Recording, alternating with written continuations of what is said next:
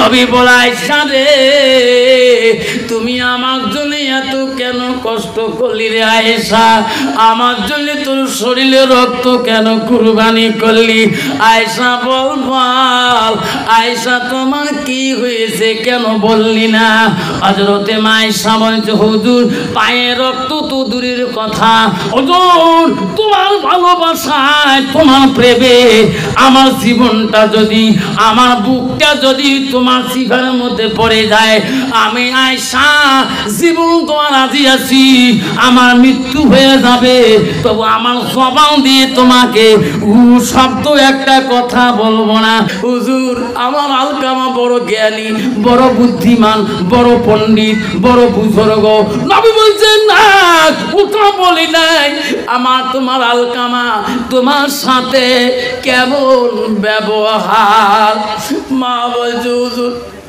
সব কিছু ভালো জ্ঞান দিয়ে ভালো বিদ্যা দিয়ে ভালো সব দিয়ে ভালো ব্যবহারের কথা বললে হুজুর আমি মা বড় কষ্ট পাই নবী বলেন সাহাবীরা তাড়াতাড়ি যাও পাহাড়ে চলে যাও হুজুর পাহাড়ে যা কি করব যাও পাহাড়ে যাও পাহাড়ের গাছ কাটো ঠুম বানান আগুনের কুণ্ড তৈরি করো আগুনের জ্বলন্ত কুণ্ড বানায়া দাও বুড়িমা বলো হুজুর আগুনের কুণ্ড কেন বানাইবেন নবী বলছেন নবী বলল বুড়িমা তোমার আলকামা যে পাপ করিয়েছে জ্বলন্ত আগুনের কুণ্ডে না পড়া পর্যন্ত জিন্দাতে না পড়া পর্যন্ত আল্লাহ কোনোদিনও মাফ করবে না মা বলে না বিশ্ব নবী রাসূল বলল আয়েশা সব বিবিরা কাজে ছিল তুমি কেন কাজ করো নাই আয়েশা বলল হুজুর আমার মনটা চায় কি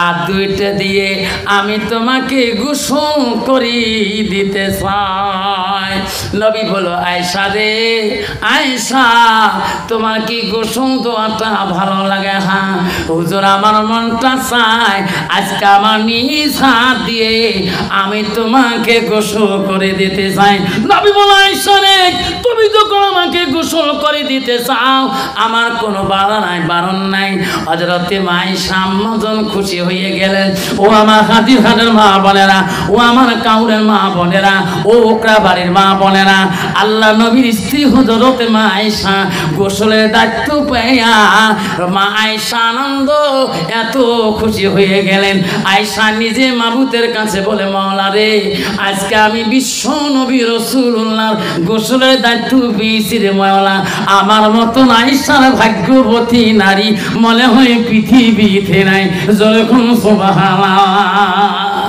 কত বাবা বর্তমান যুগের নারী স্বামী যদি খিজমতের কথা বলে কত ওই মেয়েটা ভাগ্যবতী মনে করে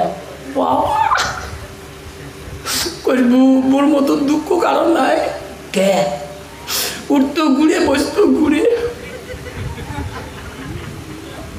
এক রিক্সাওয়ালা কইছে হুজুর তোমার বউ বলে তোমার হুজুর না কয় কে হয় কি করছ তুই বলে হ্যাঁ মুই রিক্সা মারো মই বাইরের সাথে মই হুজুর কয় কে তুই কি আমল করছিস তে যেই যান সালাম দেয় হুজুর কয় মুই রিক্সা মারি গান নামাজটা পড়ম হুজুর কয় তোমার হুজুর মানে ওয়াজ করেছেন তোমার হুজুরে নিয়ে হুজুর না কয় কে আরে তুই কোন আমল করলু রে হুজুর জানেন না কি আমল শিখে কত আমি ছোটোর থেকে রিস্কে মারো মোর বউ মুই খুব ভাল পাম সারাদিনে যা কামাই কোনো খরচ করি 5 টাকা এড়াইলে 10 টাকা 5 টাকা করে ভাগ করি নিয়ে ঘরের মধ্যে খাম কাটছি এই খাম বলতে নেই খাম কর না 2টে খাম কাটছি মুই একটা হাসি আছি 5 টাকা তো মুই একটা 5 টাকা তো হুজুর 2 বছর তুই টাকা তুই লাস্টের দিন দেখি টাকা ইউরো ঢোকে না মোড়ো ঢোকে না খাম ভর্তি তারপরে খাম 2 জনে কাটো ইউরোটা মুই কাটো মোটটা মুই কাটো হুজুর কাটি দেখি 1200 টাকা খালি কাঁচা টাকি নোট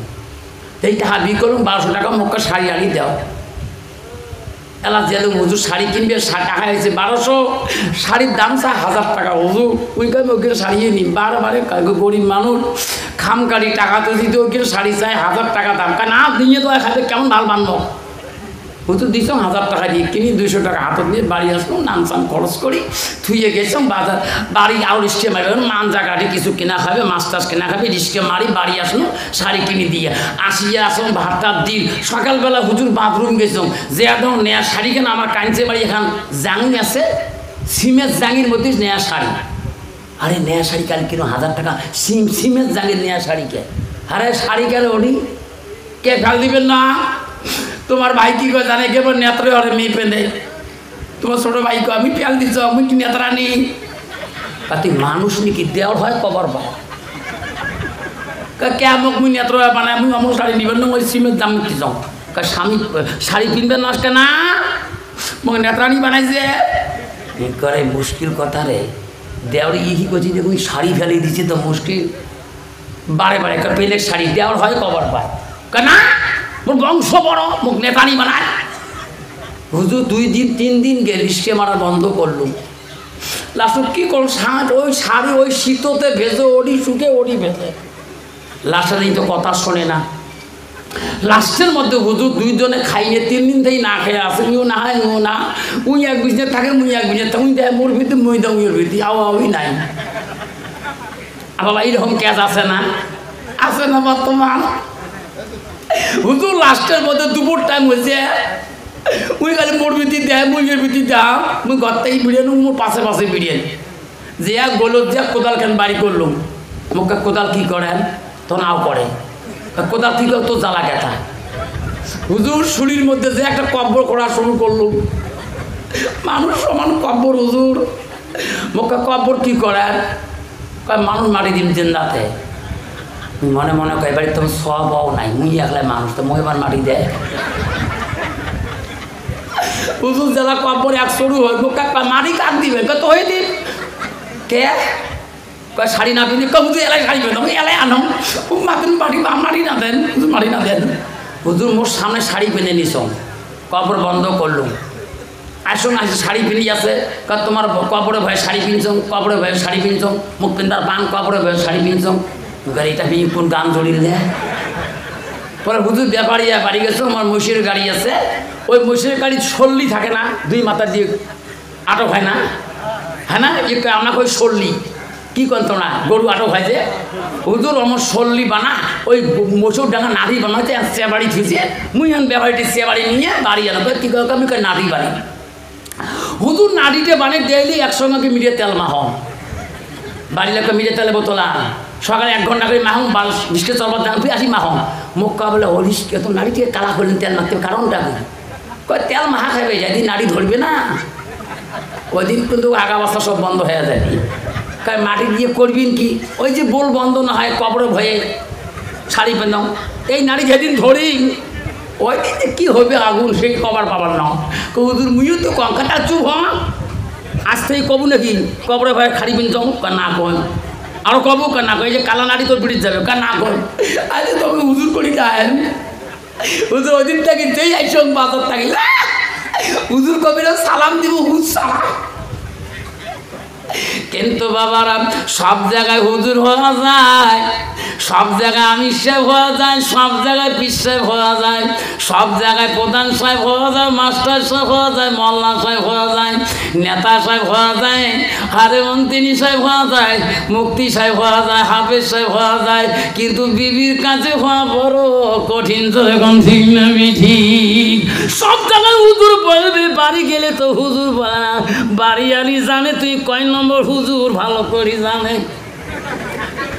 খারাপ করলে হুজুর বিশ্বনবী রাসূল বলে আয়েশা রে আমাকে তুমি গোসল করে দিতে চাও তোকে কি ভালো লাগে? হ্যাঁ হুজুর। হযরতে আয়েশা 2 মস্ক পানি আনলেন, নবীজির গায়ের মধ্যে পানি দেয়, জল চোখের উপরে রাসূলুল্লাহকে বসে গায়ে পানি দেয়। আয়েশা মনে মনে হাসে আর বলে আল্লাহ আমার মতন ভাগ্যবতী নারী আয়েশার মতন পৃথিবীতে নাই। রাসূলুল্লাহ গায়ে স্বয়ং নিজ হাত দিয়ে আয়েশা হাত দিয়ে গায়ে পানি দেয়, আয়েশায় পানি দেয়। আয়েশার মতে কত আনন্দ, কত ফুর্তি, কত আনন্দ। পানি দিতে দিতে পার পানিগুলা রাসূলুল্লাহর গার পানিগুলা জলচকির থেকে নিচের দিকে পানিগুলো গড়ি করে যায়, জলচকি নিচের পায়ার দিকে যায়। ওই মাটিগুলো পানি পড়ার সাথে কাদো হয়ে যায়, মাটিটা নরম হয়ে যায়। রাসূলুল্লাহ শরীরের ভরিতে জলচকির সামনের পায়া দুইটা দাবিয়ে যায়। আয়েশা আম্মা যান লক্ষ্য করে নাই, রাসূল লক্ষ্য করে দেখলো জলচকির সামনে পায়া দাবি গেল।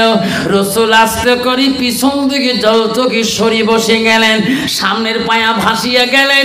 আয়েশা আম্মা যান আনন্দে কোনো খুশ রাখে নাই। ওই রাসূলুল্লাহকে পানি দিতে দিতে গোসল করাইতে আম্মা জানেন ডান দিকের পাটা জলচকির পায়ার নিচে সমান হয়েছে। রাসূল খেয়াল করে নাই, যখন সামনের দিকে আগে বসছে আয়েশা আম্মা জানের পাটা জলচকির পায়ার ফাঁসে রাখতে গেছে। রাসূলুল্লাহ গোসল দেয়, আয়েশা ও শব্দ বলে না। নবীজি দেখছে রে আমার গোসলের পানিতে রক্তর ঝর্ণা হইয়া যাইতেছে। আমার নবী বলে আয়েশা আমি নবীর জীবনে কত গোসল করলাম একাই, কোনদিন আমার গোসলের পানিতে রক্তর ঝর্ণা দেখি নাই। আয়েশা রে আজকে তুমি আমাকে গোসল দিছো রে আয়েশা, আমার গোসলের পানিতে এত কেন রক্তর ঝর্ণা যায়? এটা কোন রক্ত আয়েশা তুমি বলো। হযরতে আয়েশা কথা বলে না, আয়েশা কোনো জবাব দেয় না, খালি গোসল দেয়, রাসূলুল্লাহকে গোসল দেয়। নবী বলে আয়েশা এতকাল তোমার মনে এত আনন্দ খুশি, এখন কেন তুমি কথা বলো না?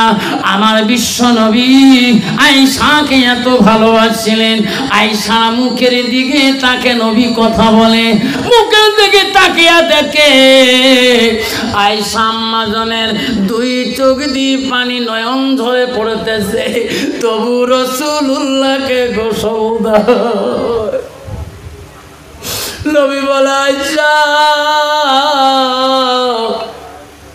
বল তুমি এত কাঁদছো কেন রে? বল তোমার দুই চোখ দিয়ে এত পানি বুক ভিজে যাচ্ছে, তবু আমাকে কেন তুমি গোসল দাও? আয়েশা এই গোসলের দায়িত্ব তুমি নিজেই নিয়েছো, আমি রাসূলুল্লাহ জোর করে দেয় নাই। আয়েশা বলো বোন বলো তোমার কি হয়েছে? হযরতে আয়েশা জবাব দিয়ে দেও, ওদূর তোমার জীবনে গোসলে কোনোদিন রক্তর ঝর্ণা দেখেন নাই না? হুজুর আজকে এটা কোন রক্ত তোমার গোসলের পানি দিয়ে দেয়, আপনি কি জানেন না? না জানি না। ওগো নবী আপনার জলচকির পায়ার নিচে আমার ডান দিকের বুড়ো আঙুলটা এখনো ফাঁসি আছে। নবী গো তোমার শরীরের ভরিতে আমার ডান দিকের বুড়ো আঙুলটা ফেটে গেছে, আমার আঙুলের শরীরে রক্ত গোলা এতক্ষণ তোমার গোসলের পানি দিয়ে ঝর্ণা হয়ে গেল। জোরে সুবহানাল্লাহ নাই থাকবে। ওগো নবী আমি তোমাকে উঠতে আদেশ করতে পারি না, কথা বলতে পারি না। নবী বলে আয়েশা রে তুমি আমার জন্য এত কেন কষ্ট করলি রে আয়েশা? আমার জন্য তোর শরীরে রক্ত কেন কুরবানি করলি? আয়েশা বল বল আয়েশা তোমার কি হয়েছে কেন বললি না?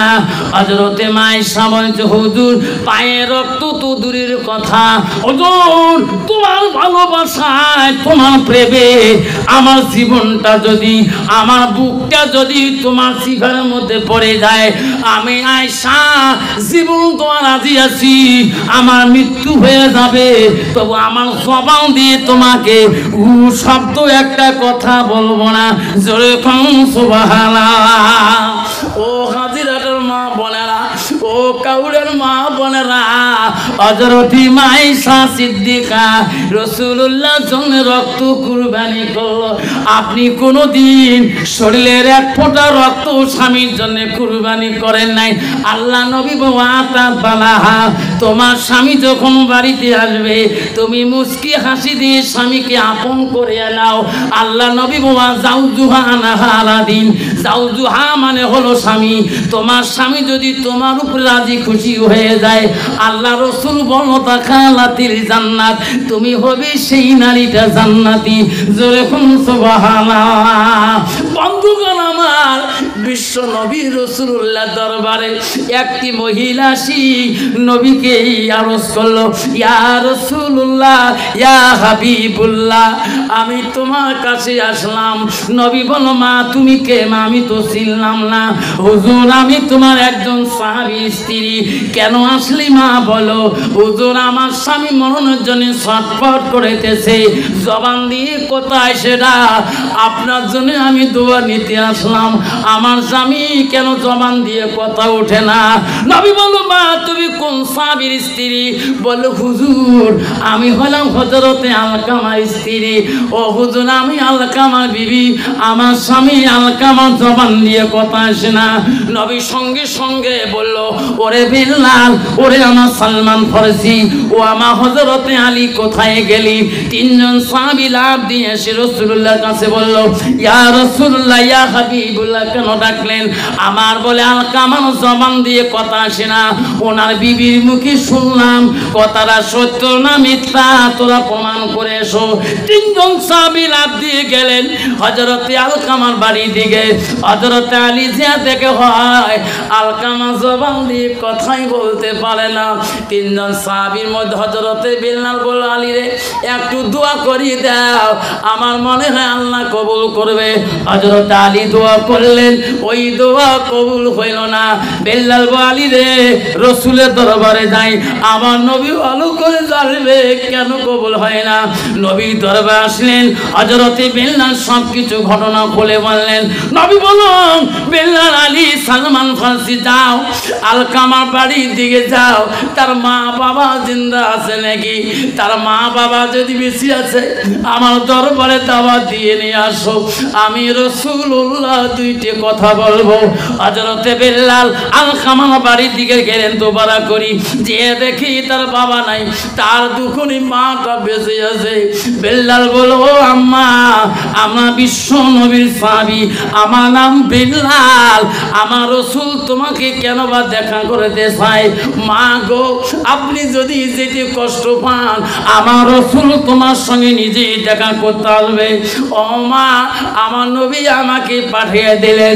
আলকামার মা বলে, সর্বনাশ, বিশ্ব নবী এত কষ্ট করে আমার বাড়ি আসবে রে, যে নবীকে দেখে পাওয়া যায় না। আমি আলকামার মা, আমি রাসূলুল্লাহর বাড়িতে নিজে দেখা করব। হযরত আলকামার মা বিশ্ব নবীর বাড়ির দিকে চলে গেলেন।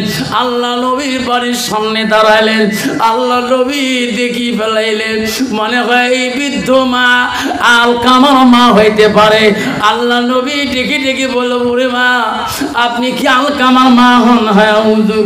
বসেন, আপনি বসেন, আমি দুইটা কথা বলবো। আল্লাহ নবী আলকামার মাকে বললেন, মা আপনার আলকামা কেমন সন্তান, কেমন জ্ঞানী, কেমন বুদ্ধিমান? মায়ে কোনোদিন খারাপ বলে না রে হুজুর, আমার আলকামা বড় জ্ঞানী, বড় বুদ্ধিমান, বড় পণ্ডিত, বড় বুজুর্গ। নবী বলছেন, না ওটা বলি নাই, আমার তোমার আলকামা তোমার সাথে কেমন ব্যবহার। মা বলছে, হুজুর সব কিছু ভালো, জ্ঞান দিয়ে ভালো, বিদ্যা দিয়ে ভালো, সব দিয়ে ভালো, ব্যবহারের কথা বললে হুজুর আমি মা বড় কষ্ট পাই। নবী বলেন, সাহাবীরা তাড়াতাড়ি যাও, পাহাড়ে চলে যাও।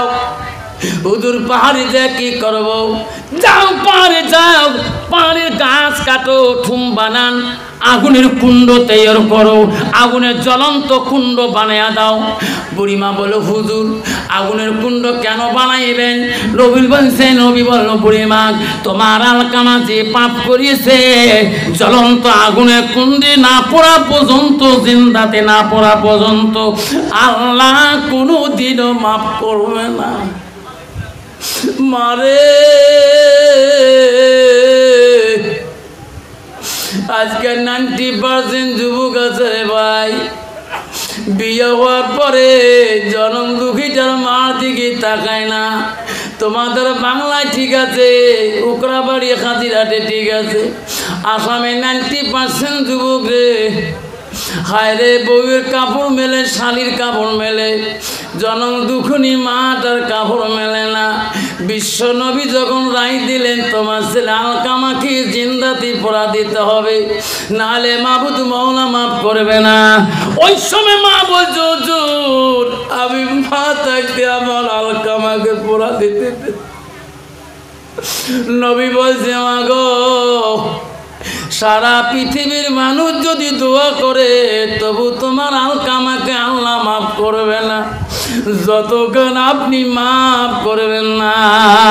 ও মা আপনি যদি মাফ করে দেন পৃথিবীর কোনো মানুষের দোয়া লাগবে না। আপনি যদি মাফ করে দেন আমি রাসূলুল্লাহ দোয়া করে দেব, তোমার আলকামাকে আল্লাহ মাফ করে দেবে। ও বাপধর ও সোনার চালরা রে, আজকে আসামেরই কৌমি মাদ্রাসার বাচ্চারা সব বাড়ি বাড়ি চলে গেছে রে, অত্যাচারে থাকতে পারে না। বর্তমানে একটু শান্ত আছে, বহুত মাদ্রাসার বাচ্চা বাড়ি গেছে। আজকে আমি তোমাদের হাজিরাতে আপনারা ওই মার সন্তান, তোমারও মার তোমার মতন একজন সন্তান আজকে হাজিরাটের জমিরে থাকে। আজকে তোমার মতন একটা বোনের সন্তান ভাগ্নে হাজিরাটে থাকে। শোনা রে ওই সন্তানটা যখন দোয়া করবে আল্লাহ রাসূল বলল আলমিহি আনতাবাহু বিহি, কোনো বাচ্চা যদি কোনো ইলম শিখি দোয়া করে সেই দোয়া কবরবাসীর জন্য বিফলে যায় না। আজকে আমি হাজিরাটের জমিলে আমি দোয়া করে যেতে চাই। বিশ্ব নবী বলল মা গো আপনি যদি মাফ করে দেন তোমার আলকামাকে আল্লাহ মাফ করে দেবে। আলকামার মা দোয়া করা শুরু করো, হুজুর আমি মাফ করে দিলাম। রাসূল সাহাবী বিল্লাল ও আমার আলী রে সালমান রে আলকামার মা ক্ষমা করে দিয়েছে। আমি রাসূল দোয়া করব, আমার দোয়ার আগে আলকামার বাড়ি দিকে যাও, আমার দোয়া আগে কবুল হইবে না তোরা আলকামার বাড়ি আগে পৌঁছে যাবেন। আল্লাহ নবী দোয়া করছে, সাহাবীরা দৌড়ি দৌড়ি যায়, বাকি সাহাবীরা বলে ভাই তোরা দৌড়ো কেন? আলকামার জন্য বিশ্ব নবী দোয়া করিতেছে, আমরা আগে পৌঁছিব না রাসূলের দোয়া আগে পৌঁছে যাবে? আরে আল্লাহ নবী সাহাবী নাই পৌঁছিতে, আল্লাহ রাসূলের দোয়া কবুল করে নিয়েছে। আলকামা জবান দিয়ে কলমা এসে গেছে লা ইলাহা ইল্লাল্লাহ মুহাম্মাদুর রাসূলুল্লাহ। আব্বাজান আমার আজকে আমি দোয়া করতে চাই আল্লাহ তোমার সবারই কোনোদিন কষ্ট দিবে না, তোমার মা কষ্ট দিবে না। আল্লাহ আজকে এই মাদ্রাসার জন্য আব্বারা আমি বেশি চাবো না বাবারা রে আব্বারা। আল্লাহ কোরআনের মধ্যে বাবারে 30টা পারা আছে, 30টা সেবরা আছে। আল্লাহর কোরআন শিক্ষা করা হয় হাজিরহাটের মাদ্রাসায়। আমি বাবারা 30টা বাবার কাছে আমি চাবো না, জোর করবো না। এই কোরআনের মধ্যে 30টা পারা আছে, 114টা সূরা আছে বাবা এই কোরআনে। বাবারে 30 জন বাবার থেকে কয় 30 জন আছেন, আমি একটা করি বাবার কাছে আব্বা 30টা পারার জন্য 1000 করি একটা কোরআন খতম দেওয়ার মতন কিনার মতন তোর মা বাবার জন্য সাদকা জারি হিসেবে আমি 1000 কোটি টাকা আমি 30টা বাবার কাছে হাত ধরি দোয়া করতে চাই। সর্বপ্রথম বাবা প্রথম পাড়া 11 নম্বর বাবাটা 30 30টা পাড়ার 1000 টাকা দেনওয়ালা সর্বপ্রথম নামটা আমি শুনতে চাই। আজকে দিতে না পারেন নামটা লিখে দিয়ে যাব। হুজুর আমি 1000 টাকা, কোরআনে 30টা পারা আছে হুজুর, আমি 1000 টাকা সর্বপ্রথম নামটা লেখাইলাম। কি নাম বাবা? রফিকুল ভাই। আল্লাহ কোরআনের মধ্যে 30টা পারা আছে, আল্লাহ 114টা সূরা আছে। আল্লাহ রফিকুল ভাই আল্লাহ 100টা সূরা পড়া যত বাচ্চা পড়বে আল্লাহ 6666টা আয়াত আছে আল্লাহ। প্রতিটা আয়াতে জড়িয়ে করে আল্লাহ রফিকুলের বংশধরের মধ্যে যারা কবরে আছে আল্লাহ, প্রতিটা কবরের মধ্যে তুমি এই কোরআনের সওয়াবগুলা আল্লাহ কবরবাসীর কাছে তুমি বকশিয়ে দিও। জোরে বলুন সুবহানাল্লাহ। আচ্ছা 29 জনের কাছে আর 2 নম্বর বাবাটা কে আছে হুজুর? এই কোরআনের মধ্যে হুজুর কি নাম বাবা? জাহিদুল বাবা। আমার মা বাবা আছে আল্লাহ জাহিদুল বাবা 1000 টাকা দিয়েছে আল্লাহ। এই কোরআনে 30টা পারা আছে, জাহিদুল 1000 টাকা দিয়েছে বাবা। ও মা বোনেরা, আপনাদের কাছে 30টা পারার আমার 1000 টাকা করে 30 জনের কাছে চাইলাম। জাহিদুল দিল সোনা বাবা আমার, রফিকুল দিল 2 জন, আর 28 জন বাবা বাকি আছে। আবার 1000 টাকা করে যারা দিবেন আমি দোয়া করে যাব। আজি রাতের মাদ্রাসা কোনোদিন বন্ধ হবে না, এই মাদ্রাসা নূরের আলো বন্ধ হবে না, এই মাদ্রাসা কোরআন বন্ধ হবে না, এই মাদ্রাসা তালিম চলে থাকবে। উসনা বিবি নামে একটা মা আল্লাহ মৌলারে 3 নম্বর পাড়া 3 সেবর আল্লাহ উসনা নামে একটা মা। দেখরে মৌলা তাকায়া উসনা নামে মা আমার আল্লাহ একটা না কোরআনের মূল্য 30টা পারা 1000 টাকা দিল এই মাদ্রাসার লাগিয়া। দেখে মৌলা তাকায়া উসনা নামে মা 1000 দিল মৌলা এই মাদ্রাসার লাগিয়া। নেরে মৌলা কবুল করিয়া। আসুন বাবা, আর 27 পারা 27টা সেবরা বাকি আছে বাবা। আল্লাহ 28 রমজানে কোন মানুষ যদি আল্লাহর ভয়ে এক রাতি যদি জাগরণ থাকে, সেটা হলো লাইলাতুল কদর রাত্রি। আল্লাহ সেই জীবনের গুনাহ ওই রাত্রি আল্লাহ মাফ করে দেয়। আসুন বাবা 4 নম্বরটা কে আছেন? আবারে 30 জনের কাছে চাচ্ছিলাম বাবা। আসুন 4 নম্বর কি নাম বাবা? মমিতা নামে আল্লাহ হুমাবুদ্রে 1000 টাকা দিল, 4 জন হয়ে গেল। আসুন বাবা 26 জন বাকি আছে। কোন বন্ধু আজকে দিতে না পারে নামটা যদি লিখে দিয়ে যান তবু আমি দোয়া করব বাবা। 4 জন দিল, আধা মিনিট দোয়া করবো। হাত তোলেন একটু আল্লাহ আমিন, সবাই হাত তোলেন। আল্লাহ দেখে রে তাকাইয়া মহলা রে কোরআনে 30 পারা তুমি দিয়েছো, 114টা সূরা, 6666টা আয়াত মওলা। 4 বান্দা বান্দি মওলা তো নবীর প্রয়োজনে আল্লাহ 1000 কোটি টাকা নগদ দিল। আল্লাহ যারা দিবে আল্লাহ তার মনটা তুমি নরম করে দিও। আল্লাহ যারা দিছে তার গুনাহ তুমি মাফ করো। লা ইলাহা ইল্লাল্লাহ মুহাম্মাদুর রাসূলুল্লাহ। আসুন বাবা 5 নম্বরটা কি আছে? দিতে না পারে নামটা লিখিয়ে দিয়ে যাবে মাস্টার সাহেব খাতায়, আমি দোয়া করে দেবো। 5 নম্বরটা আসুন, আজকে দিতে না পারেন নামটা লিখে দিয়ে যাবেন ইনশাআল্লাহ। আসুন আব্বাজান আমার 5 নম্বর বাবাটা 4 পারা পর্যন্ত 4000 টাকা দিলেন, আজকে দিতে পারেন না। ও মা বোনেরা আম্মারা 1000 টাকা চাইলাম। এই কোরআনে ও মা 30টা পারা আছে, এই মাদ্রাসা তালিমরা পড়বে মা। মা প্রতিটা আয়াতের সওয়াব পাবেন। আল্লাহ মর্জিনা নামে মা দিয়েছে, আল্লাহ মর্জিনা নামে মা 500 টাকা দিয়েছে। মা গো তোমার কাছে আমি একটা জিনিস পাঠাবো রে বাবা। ও কমিটি বন্ধুরা, ভলান্টিয়াররা, আমার এই আসামি গামছাটা আছে, এটা কিন্তু আসামি মুখ্যমন্ত্রী হিমন্তর গালায় পাবেন, এটা আসামি বদরুদ্দিন আজমল সাহেবের গালায় পাবেন। দেখেন না, ইয়ার নাম হলো আসামি গামছা গো। আসামে যত মিনিস্টারের গামছা গালায় দিয়ে অভিনন্দন দেয়, সম্মান দেয়, আমার আসামে যত বক্তা আইসে এই গামছাটা দেয় গালায়। এমন আমার বাড়িতে বহুত গামছা পালা হয়েছে আলমারিতে। আজকে আমি এই গামছাটা প্রথমে মহিলাদের প্যান্ডেলে পাঠিয়ে দেব।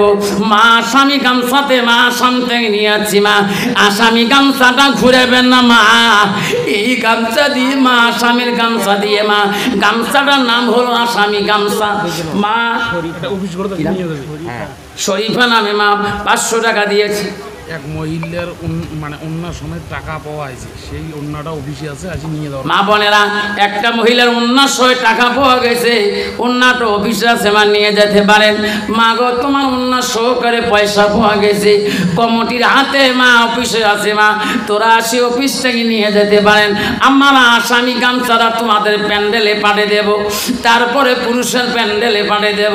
মা একটা বড় কথি গামছা মা, এটা আসাম বঙ্গাইগাঁও জেলা নাম শুনছেন, যে মাদ্রাসাটা বুলডার লাগে, জিসিবি লাগে ভাঙছিল ওই জেলায়। এই ওয়াজ করছিলাম লক্ষ্মীপুর জেলা, লক্ষ্মীপুর থানার সামনে।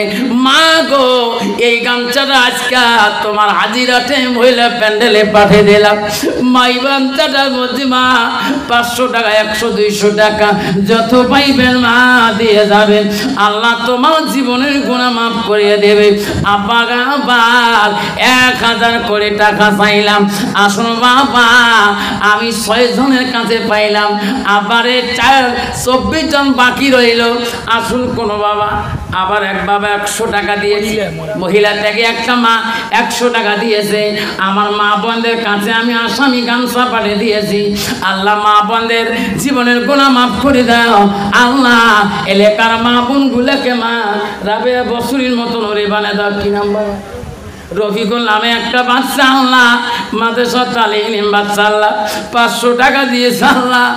মাওলা রে তোর নবীর ভালোবাসায় আজকে এই হাজিরাতে মাদ্রাসায় পড়ে থাকে আল্লাহ। মাহবুবরে 500 টাকা আমার হাতে দিয়ে গেলেন। রফিকুলের দান তুমি কবুল করে নাও। নামটি আমার আফসারানি,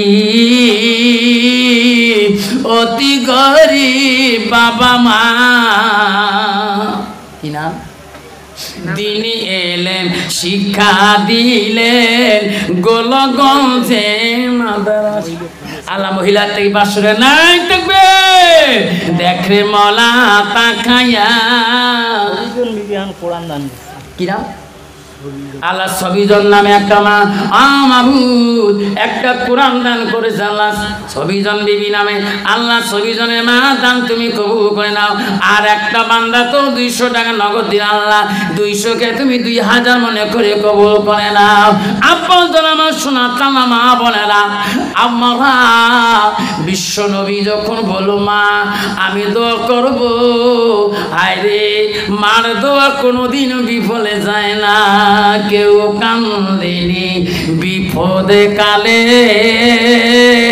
কেন্দেছিল শুধু তোমার মা।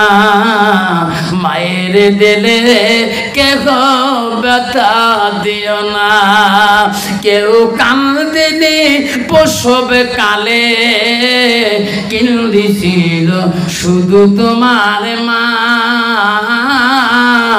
মায়ের দিলে আল্লাহ তোর বান্দি আল্লাহ বহু টাকা পাঠাইছে আল্লাহ। মৌলা রে তোর বান্দিরে খুশি মনে টাকা পাঠাইছে আল্লাহ, তোর বান্দিদের দান তুমি কবুল করে আনাও। আপনার আমার 1000 টাকা চাবো না বাবা, আব্বারে 500 করে টাকা যদি দেন। আব্বারা একটা বাবার কাছে 500 টাকা চাবো, একটা না দুইটা চাবো না, একটা বাবা সর্বপ্রথম 500 টাকা দেনওয়ালা কোন বাবা আছে? আবারা আসুন সর্বপ্রথম 500 টাকা নিয়ে বাজারে গেলে ভাঙলে বন্ধু বান্ধব নিয়ে মিষ্টি খালে 500 টাকা আর কিছুই থাকে না। আল্লাহ জয়নব নামে একটা মা 100 টাকা দিল আল্লাহ, জয়নবের দাম তুমি কবুল করে করে দাও, আল্লাহ তার জীবনের গুনাহ মাফ করে দাও। আব্বাজন আমার 500 টাকা একটা বাবার কাছে চাইলাম, দুইজনের কাছে চাই নাই, একটা বাবার কাছে 500 টাকা চাইলাম। যে বন্ধুটা আগে আনি দিবে আমি দোয়া করব আল্লাহ জীবনে মুসিবত দিবে না। বাজারে যাবেন ব্যবসায় লোকসান হবে না, আমি আর সম্মাননা দোয়া করে যাব বাবা। এটা হবি হবি আর হবি নামে ভাই 1000 টাকা দান করো আল্লাহ। হবি নামে ভাইয়ের দান তুমি কবুল করে না আল্লাহ। আমার ভাই যাবার কালে 1000 টাকা দিয়েছে। আব্বারা 1000কে যে বন্ধু 100 টাকা দিবে 1100 টাকা হয়ে যাবে। আল্লাহ আলিমুল 500 টাকা দিল, 1500 টাকা হয়ে গেলেন, আর 200 টাকা দিলে 1700 হয়ে যাবে। আল্লাহ দিনে রাতে 17 রেখা নামাজ পড়া সব। আল্লাহ মুর্শিদ আলম 200 টাকা দিলেন, 1700 হয়ে গেলেন। আল্লাহ কোরআন 6000 মহিলা দিছে আমার মার জন্য দোয়া। আল্লাহ এক মহিলা দিয়েছে আমার মার জন্য 400 টাকা। আল্লাহ 2100 টাকা হয়ে গেল। 200 টাকা, আল্লাহ 300 টাকা। আল্লাহ নাম নাই বেনামি, আল্লাহ বহু টাকা দিয়েছে। আল্লাহ তাদের দান তুমি কবুল করে না। দানে কারির দান মওলা করি নিও রেজিস্টার, দানের বদলে মওলা বানাইও ইমানদার। দানে করিল জয়নব বিবি দেখে রে মওলা তাকাইয়া, দানের বদলে মওলা বানাইও ইমানদার। নাই থাকবে।